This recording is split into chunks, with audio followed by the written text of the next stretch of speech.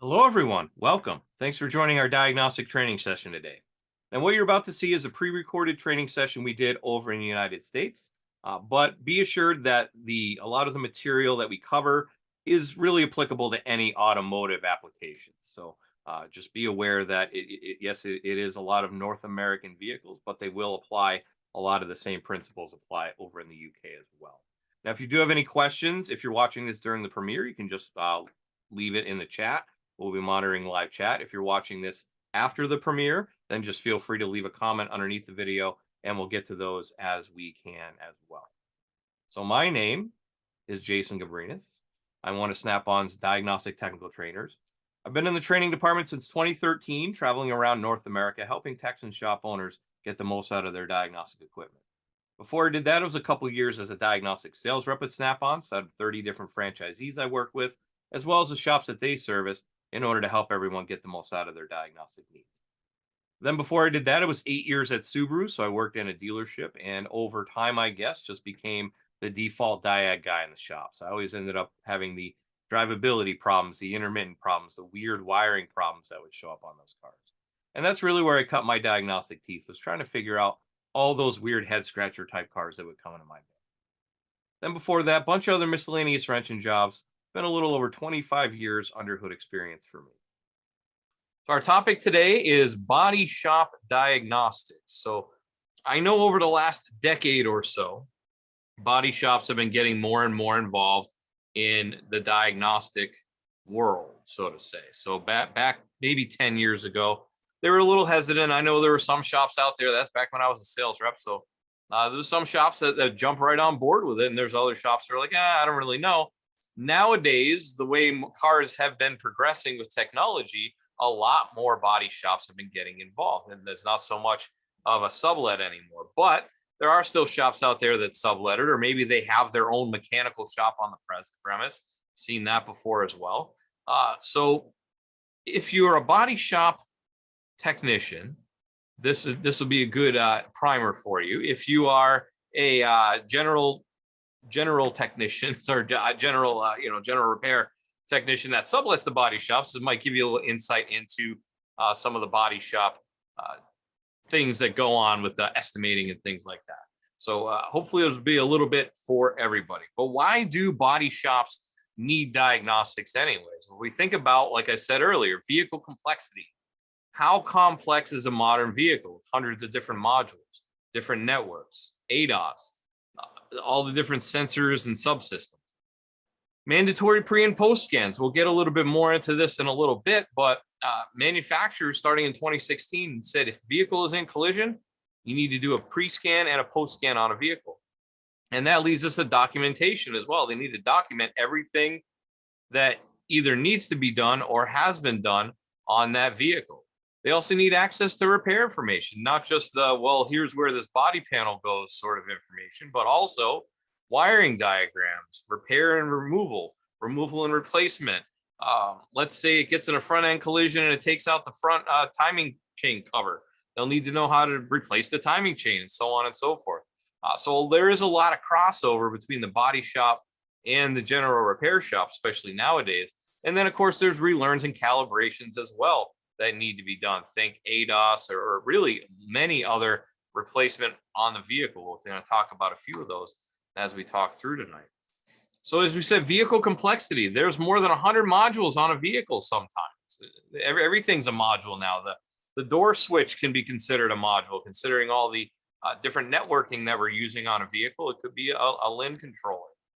Vehicle technology on average changes about every 38 days or so. It's roughly once a month we get a new system or a new technique or something of that nature that gets rolled out in the automotive world. And of course, many vehicles nowadays have ADAS features as standard. They used to be optional. You could pay for them. But now a lot of the vehicles just rolling off the line automatically have a camera, a radar, an ultrasonic sensor on that vehicle to allow for the advanced driver assist system. And there are many different methods for repair and diagnosis. If we think about how to repair this system on a Nissan, might not be the same way we repair that system on a Chevy, and so on and so forth. Different manufacturers have different ways of going about it. So they need to be able to go through a nice workflow. Talk about vehicle complexity. So windshield wiper controller. So there's sensors for that. Adaptive front lighting, cruise control, automatic braking, electronic throttle control, power steering, electronic valve timing, tire pressure monitoring. That's definitely important for that. Lane correction, battery management, entertainment. All of these different systems and subsystems on these modern vehicles. And I think if you're a general repair, you already understand what I'm talking about there. The vehicle is just a rolling network of computers at this point. And that brings us to mandatory pre and post scans. So back in 2016, because of this, really, because there's so many modules on a vehicle, and some modules can set codes that don't have lights, manufacturers began mandating mandatory. So mandating would mean mandatory pre and post scans after a collision. So when a vehicle gets in a collision, you have to do a pre-scan when it first comes in, see what the state of the vehicle is. So that's going to show the vehicle condition on arrival. Then we'll do the repairs, and then we do a post scan at the end to verify that those repairs have been completed. So here's just an example. Pretty much every manufacturer now has some sort of a position statement on this. And a position statement is just, hey, here's how we feel about it. And they all pretty much want you to do it. So this really does apply to general repair as well. You would want to do a pre and post scan, but it's very important in the body shop world. So here's an excerpt from Toyota. So considering the fact that a capable scan tool is the only way to identify some DTCs, Toyota requires that repairers perform a health check diagnostic scan if a vehicle has sustained damage as a result of a collision that may affect electrical systems. And if we think about a modern vehicle, and there's modules everywhere, and they could be kind of close to the outside, or at least the wiring harnesses could be running through the fender and so on, yeah, it could affect the electrical system pretty easily. Additionally, Toyota strongly recommends that repairers perform a health check diagnostic scan before and after every repair to identify and document DTCs. So that's really more in the general repair. If DTCs are identified pre-repair, then they can be considered to create a complete vehicle damage analysis report. So they do need to do a workup and estimate before they start. If DTCs are identified post-repair, then they can be diagnosed and addressed before returning a vehicle to the customer, right? So this is a lot of the things we've been talking about. And Snap-on's been doing full vehicle pre and post scans since 2014. So the last, 8 years now? Holy cow. The last 8 years we've been doing this. Now, we made improvements along the way as we go, but it does give a comprehensive vehicle system report. And that is available on any Snap-on scan tool that we have out there that we can still continue to update. Gives you the date and time stamp that the scan was performed. That's important. Most insurance companies are going to want to see that. Okay, when was it done? Date and time stamp. Also important, the VIN of the vehicle. So that'll come through if we do auto ID, or you can type it in manually as well. And then we could also customize it with our shop name, address, etc. If we scroll down a little bit further, it gets our overall health by system. So this gives us our color-coded overview. So green means good, and yellow means worry about it, caution, and so on and so forth. And then we come down to the bottom. It gives us the actual detail here by system. So we had 3 yellow triangles, and there's the codes that I had there. And then, of course, we have the status of the readiness monitors down here on the bottom, which is very important, not just in vehicle emissions states. So for the emissions inspection, you have to have your readiness monitor passed, but also to verify that you hopefully won't be getting a comeback on this particular problem. If you go through the road test and you complete all the readiness monitors, then you can be sure that, well, it passed that test.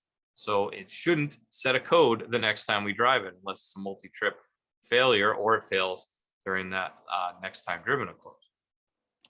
And it's not so much of a big deal nowadays. It used to be more of an issue back 2016, 2017, when it first started with these pre and post scan mandates. But we would always get asked, well, how am I supposed to pay for this? How am I supposed to charge for this? And nowadays, most insurance companies they're so used to it now. It's like, oh yeah, well, give me the pre-scan, give me the post-scan, and we'll pay you half an hour or an hour, whatever. Depends on the insurance company or the adjuster, I suppose. But they definitely pay for it. And some body shops, it's gotten quite a good income stream for them. Just doing the pre-scan and post-scan. I'm just going to buy a scan tool just so I can do that, let alone actually diagnose the vehicle. There was a high volume shop we looked in, and they were checking just one with the volume that they do on every vehicle that came in. You have to do a pre-scan and a post-scan, and there was like $100 a scan or something like that. They were making hundreds of thousands of dollars a year just from that one shop because they were a super high volume shop. So that's over and above anything else that they need to repair. So more than covers the cost of the scan tool for sure. So it's less of an issue than it used to be. There's some body shops I've talked to, they say, yeah, we do a pre and post scan. And sometimes, depending on the vehicle, depending on how messed up it was, maybe we get to a certain milestone and then we clear out the codes and then we rescan it and see if anything else is there. And if so, then we fix that and so on. So it's like an intermediate scan in the middle as well. So lots of ways to do it. Insurance companies are pretty open to it at this point because they're used to it right now. So not much to worry about there if that's a concern. Also, with our pre and post scans, they automatically get uploaded to the Snap-on cloud, so they can then be shared with the insurance company or the insurance adjuster or the customer right from there. It works on a phone, tablet, PC, Mac, laptop, desktop, doesn't matter what it is. As long as it has a web browser on it, you should be able to get to that website and you should be able to share it from there. It kind of made it nice and easy for us so we can share it. So once we've done the pre-scan, next thing we need to do is the actual repair, right? So once the vehicle is scanned, the repairs can begin. Body shops do need access to vehicle repair information, not just the body work type repair information, but wiring diagrams, removal and installation, estimation. So I need to know how much if I got a busted mass airflow sensor, I need to be able to put that in my estimate, right? So most body shops do already have existing estimating software, at least for the body portion of things, but having the parts and labor guide is a big help as well. So how the process works is pretty much the same as it would be in any general repair facility, except we were using different software. So the vehicle comes in, and then we scan the vehicle, of course, because we need to do that pre-scan right away. And then you can enter that information into the estimation system. So that'll be the two most popular ones in the body shop world are going to be CCC1 and Mitchell International, no relation to Mitchell 1, by the way. Once the estimate's been approved and all that, we go and repair the vehicle. And then once the repairs are done, we go to a post scan, and then we enter all that information into our software, do the final bill, and then we can release the vehicle to the customer through that. So the nice thing, though, is that estimating software, since it is Windows-based, can be installed on a Windows scan tool as well. So if you have a Windows-based scan tool, you could install your estimation software and have kind of your own one-stop shop for estimating. There's been some body shops, they buy the workstation there, so they have the big screen. They put their estimation software on there and they can walk through the estimate, including the pre and post scans, attach those all up. There's also there's a camera on there too, so I don't know if you'd be able to utilize it with the software, but you could at least take a picture and attach it, I would imagine. So it can kind of be an all-in-one. You can walk around with it. You can have your estimation software right on the tablet as you're walking around the vehicle. So lots of good uses for that, I would think, in a body shop for that. Plus, they need access to repair information, right? So first things first, Fast Track Intelligent Diagnostics, if they have a tool with that, that will give us the access right from a code. So if I get a code, I click on that and it gives me the information I need related to that code. So we have TSBs on hand, top repairs, data, functional tests, guided component testing, and real world SureTrack experience as well, based on real world repair orders. So having that repair information right at their fingertips is pretty handy. And then, of course, optional ShopKey Pro. We need information on more TSBs, specifications, testing, component connectors, component locators, removal and installation, the estimator, like I spoke of earlier. And, of course, the wiring diagrams as well. I need to know if this vehicle is broken, how am I going to fix it? Where are the wires? What wires do I need to check in order to figure out this problem? How about, well, I got a broken component and I need to test that component as well. So we have the built-in guided component tests in some of our tools as well. That would be very useful in that case because it tells us where it is. It tells us what the pattern is supposed to look like. It gives us the connector view information. So to give you an example of where you might utilize this as a body shop, it's a story that a body shop told us. They said, well, we had a 2016 Town and Country and it got hit in the driver's side front, kind of pushed the wheel back and all that in the fender area, kind of got smushed back and we weren't able to start it. we were having trouble. It was throwing codes for throttle body as well, throttle sensor. So we went to guided component tests. And if you don't know about guided component tests, it's a database of over 5 million guided tests for components on vehicles, goes all the way back to 1981. And it covers multiple systems on the vehicle. You can see in this town and country, we've got ABS, body electrical, charging, driver aids and ADAS, HVAC, starting and transmission, and of course, engine as well. So we can go in there and we'll look up the component or subsystem under there. So throttle control systems there. And then we have a throttle position sensor. And then we have the component information. Every component has a list of information. So in this case, this system uses 2 throttle position sensors. As the throttle opens, both of these signals will vary accordingly. These sensors measure throttle opening and position. They're used by the ECM to calculate engine load and compensate fuel delivery accordingly. There's one 5-volt supply and one ground with 2 signal circuits. The signal voltages change in opposite directions while throttle opens. So number 1 is going to go from 0.5 volt to 4.5, and number 2 is going to go from 4.5 down to 0.5. In turn, the PCM expects the values from both of those to equal 5 volts at all opening ranges. So if I add 0.5 to 4.5 when it's closed, that's 5 volts. If I see 4.5 volts and 0.5 volt there, when it wide open throttle, and that's 5 volts as well. So it wants to see added together in sum, those 2 signals give me 5 volts. And if we go down, it's going to tell me where that is. It's connected. It's located at the throttle. The best place to test it is at the throttle body, and TPSs are located in an electric throttle control module on the side of the throttle body unit. Also have a couple connector views. In this case, we also have a PCM connector view, because we want to make sure if the signal is making it to the PCM or whether or not the motor can control. So they said, all right, well, maybe we can test the PCM. Where's the PCM? So they go back to the list, they go to PCM, they have a module location, and right there, located in the left front fender well. Inner fender liner must be removed for access. So some manufacturers, like Chrysler, like putting their modules in places that maybe a standard module wouldn't necessarily be, depending on your manufacturer. But if it got hit in the left front, it's probably hit that computer. And that's probably why we're having a problem getting to this computer or getting the vehicle to start at all. Left front fender well, inner fender liner, so that means it's in there, probably got smushed. So that was just one example of where you might find that information. Once the repair is finished, though, there's often a calibration or relearn that needs to be done. So some examples, like re-zeroing an occupant detection sensor. So in the seat, there's a sensor for that.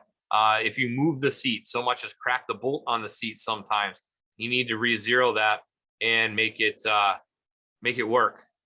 Make the system be able to detect the occupant. Sometimes you need to recalibrate window motors. So you put in a brand new window motor or regulator assembly. Sometimes it's just a combination of holding up and down on the window button, but sometimes you need a scan tool for it too. Headlights. How about re-aiming front cameras? If I replace a windshield glass, I need to re-aim my front cameras. Calibrate blind spot monitors. We got radars all over the car, and usually they're in the bumper. So if I get hit on the bumper, I probably have a damaged radar sensor on that as well. So you need to recalibrate those too. Here's an example of a seat calibration on a Mercedes. So 2016 Mercedes actually had a recall on this one as well. But the following procedure will guide you through all steps required to perform a complete initial startup of this weight sensing system. Process must be performed after any work on the front passenger seat. Any work. I take the seat out. I so much as move a bolt most of the time. You need to make sure there's nothing in, on, or under the front passenger seat. Front passenger seat must be moved to approximately the center position, both vertically and horizontally. So that's a little different than other manufacturers. Other manufacturers have you put the seat back all the way up and the bottom all the way back. So kind of just crushing it into the back there. And that'll give you your setting. In this case, it wants it about centered. So centered in the front to back, centered up and down. So got to make sure you read through these procedures. So by the way, these systems, just about on every car nowadays, and it's used to decide whether or not the airbag needs to go off in a collision on the passenger side. So we think about, if I think back to Subaru, back when they first started using these systems about 2005, when they changed the body style on the Legacies and the Outbacks. And what happened was the dashboard on those prior had a panel that would pop out when the airbag popped out on the passenger side. The panel pops out and the airbag pops out, and it does what it's supposed to do. when they changed the body style, they changed the dashboard, and now the dashboard kind of just rips in half to let the airbag out. So there is no panel, so to say. It's just all one seamless dashboard on the top. So if there was nobody else in the car and it was just the driver got in a collision, both bags would go off, and then you would have this, you'd have to replace the whole dashboard as well. Whereas with the system and this system in place, if it doesn't sense somebody in the passenger seat, then the bag doesn't go off, and then you won't have to make those extra repairs and spend that extra expense to replace the whole dashboard and everything else. So it saves time, it saves the customer money, all good things. And then it also reminds you if they need to put their seatbelt on, which is another thing with that. So that's what they use it for. Let's see, corresponding belt buckle not fastened. We need a special tool, which I'm going to show you in a second. Turn on the ignition and go through the following steps. The 0-point setting, function check by applying weights, which is that special tool, must be placed on the seat sitting surface at a distance of 2.5 to 5 centimeters from the backrest. And erase faults, and we're going to check the component for the indicator lamp. When the function is ended, the fault memory is erased, and initial startup must be completed successfully. So if we go through this, it's going to walk you through it on the scan tool, and then it has you put this artificial mass in there. So it's a weighted mass to a certain weight. In this case, looks like 37.5 pounds, 17 kilograms. Goes on the seat, and that's to verify that it works. So you do it after the 0 calibration, and then you put it in there to test and make sure that it senses the weight in the seat. Most manufacturers nowadays don't require this, but some of the older models will. So in this case, this is like a 16. So that's actually kind of new for that. But like I remember Subaru, the first couple years, we had to use a special tool like this, and because it was weight sensitive. You had to set it to a certain weight, and then it would calibrate to that weight. A couple of years down the road, they went with a different system. It's more like a bladder, and you just zero it out. So it's a zero sensing, and that's what most manufacturers have gone to now. Seems like they're just in a zero state. So just put the seat where it needs to be, where we tell you where it needs to be. Hit reset, and it'll just zero it out, and then that's it. It's telling it there's 0 pounds. Anything over and above that, it'll know the weight, and it'll turn on the airbag accordingly.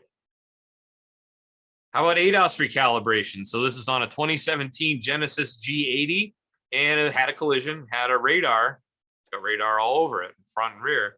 But it needed to do a radar calibration. Car got hit in the front. So this is from a friend of ours, Mike Reynolds, down in South Carolina. He's a mobile guy, and he does mobile ADAS as well as mobile pre and post scans.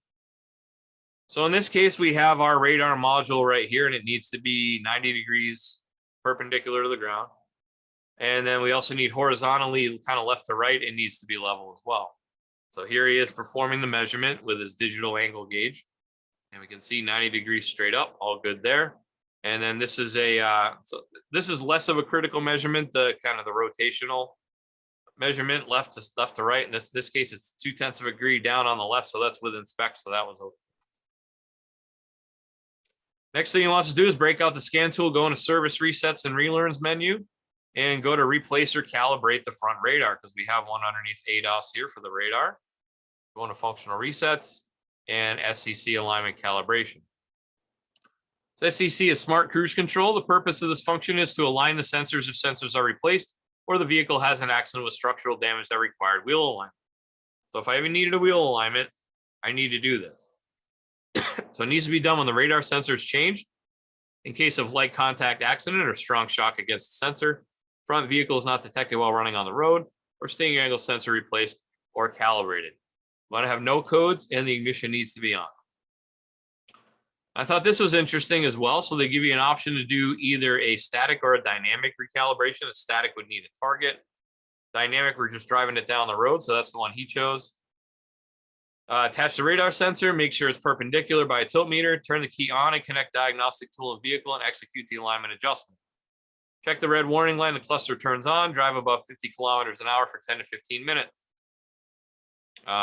Avoid excessive steering, low speed driving, driving on roads with few obstacles, and driving in bad weather. Continue. This other screen was interesting as well. So it says the calibration process is started. Basically, you're putting it in a learn mode, and then you can disconnect the diagnostic tool and drive the vehicle. So you can leave the tool in the shop while you go drive and do this calibration. The warning light will turn off automatically when the alignment calibration is successfully completed. So continue there, drive the vehicle. And we can see we got the warning light right there. And then driving down the road a little ways later. So we had a 455.9 miles, ended up at 473.9 miles. So that's what, 18 miles? 18 miles, I think, from there to there. So we have it driving around and yeah, going 65 miles an hour, got the cruise control on, everything's working the way it should. Then of course, once that's done, we want to do a post scan to verify the repairs are complete, like we said. Once complete, the vehicle can be delivered to the customer and you can feel confident that the repair was completed properly. So that is very important to do those pre and post. Now let's go live on the tool. Close this out too.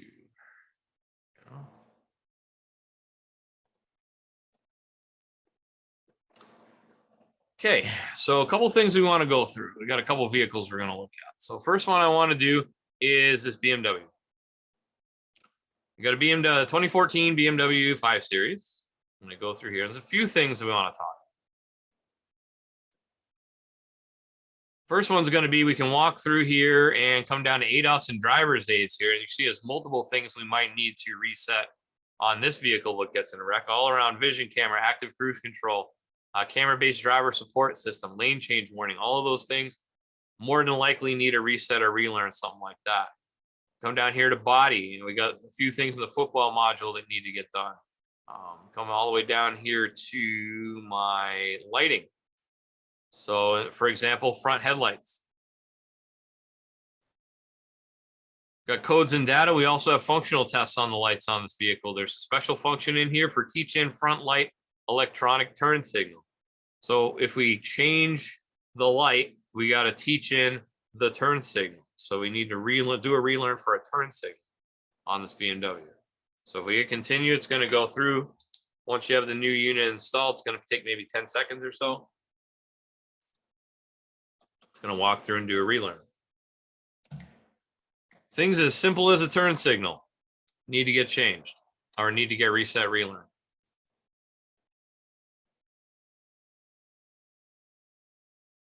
Let's see what else. So we can do active cruise control. That should be a radar, I would think. Functional tests here, special functions. Gonna be a startup function. Okay, we need to check part of the startup. Absolutely necessary to proper function of active cruise control.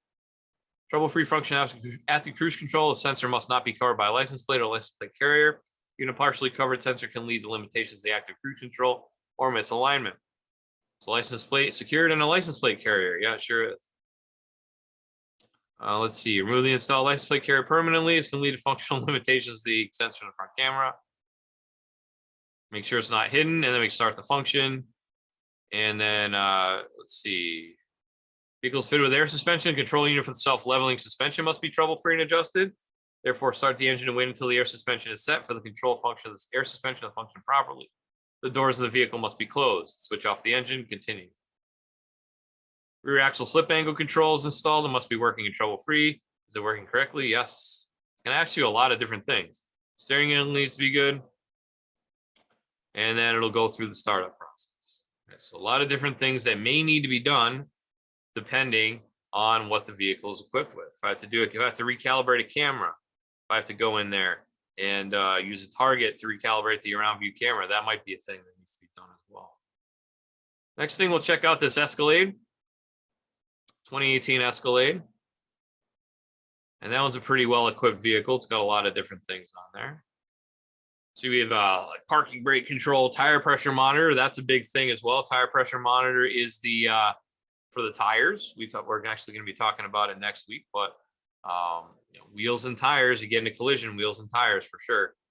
How about passenger presence? All right, we got seatbelt tension sensor, presence sensor learn. So in this case, we need to remove all excess weight. Hit continue, and that one will just runs through. That's just a simple re-zero. Ignition key must be in the run position. It may not be in the run position.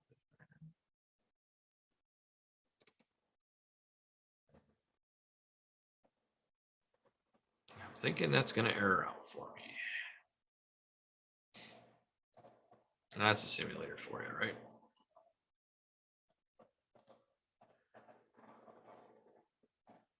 Just reload that escalator real quick. So once again, we got active safety, parking assist, camera system, radar sensors, long range, short range, front and rear. It's got radars all over the place. It's got 5 different radar modules. Side optic detection module. Assist step. So if I get hit on the side and I have the electric step that comes out, got to do that. How about liftgate module? So we can do a liftgate sensor control module calibration for the hands-free liftgate sensor. So that's where you put your foot underneath. Applies the vehicle is only equipped with this feature. Turn the ignition on. And then it just goes through. This is going to take like 10 seconds. It'll be a simple reset. But if that sensor was replaced, that needs to get calibrated.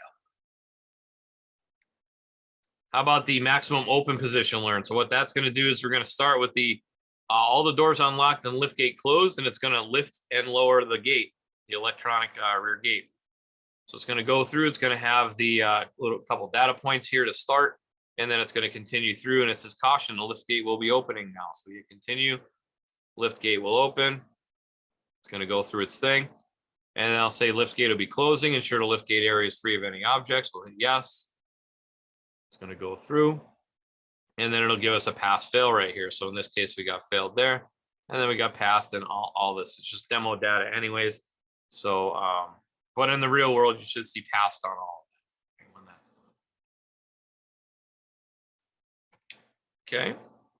And then last one we'll go through is this Hyundai. And that has a seat calibration that'll work. Let's see, so we go down to doors, window, seats. Wait, no, occupant detection. Never mind. Occupant detection is a common selection. All right, there we go. And then we have system test and occupant detection. It says pods reset. So pods stands for passive occupancy detection system. This function is used for initialization of the pod's ECU, and it tells us what kind of seat is installed in the vehicle. Perform the pods reset when the front passenger seat is empty, and remove all items from the seat that may have caused the failure. After turning the ignition key off and on, try again. Please select the reset mode in the next step. The auto mode is selected when replacing seat assembly or the seat foam itself. And the manual mode is selected when replacing the ECU itself. So I continue, we'll do auto. It's going to do a test in progress, and it's done. It doesn't take very long at all. It takes mere seconds to go through and reset it. And that is a re-zeroing function. So that is the back is all the way forward and the bottom is all the way backwards. It's kind of like a leaning forward seat. Re-zeros the seat and allows it to carry on. And with that, that is our time here today. So make sure you tune in for new diagnostic content every week. We will be premiering a new video every Wednesday at 7 p.m. UK time. So make sure you check it out on the YouTube channel. If you're watching, well, of course, you would be watching this on YouTube, but make sure you subscribe, thumbs up, ring the little notification bell so you know anytime we post new content. And it's youtube.com/SnapOnDiagnosticsUK. With that, time for questions. If you have any questions, just feel free. Once again, if you're watching this on a premiere, just leave it in the live chat and we'll answer those. Otherwise, leave a comment under the video and we will get to those as we monitor those comments as well. So I'd like to thank you for taking a little bit of time out of your day to learning a little bit more about how you might be able to be more efficient at diagnosing vehicles using some of the information that we've given you today. Hopefully we'll see you next week. Hopefully you can watch and see you on any of our other videos. Have a good week, have a good night, and take care.